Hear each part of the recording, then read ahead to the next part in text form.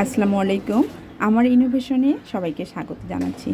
আমার এই ইনোভেশনটিতে শিক্ষার্থীদের সৃজনশীলতা বিকাশের জন্য আমি তাদের মধ্যে একটি বক্স দিয়েছি, যেখানে লেখা আছে আমি যা পারি।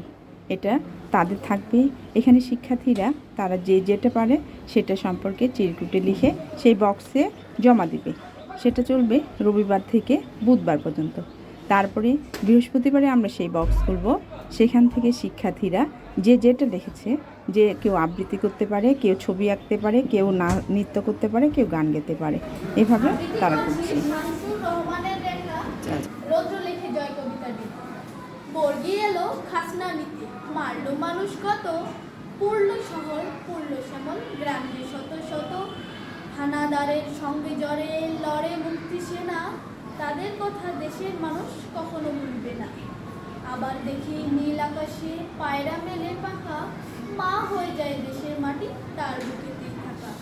কাল যেখানে আদা ছিল আর সেখানে আলো, কাল যেখানে মন্দ ছিল আর সেখানে ভালো, কাল যেখানে পরাজয়ের কালো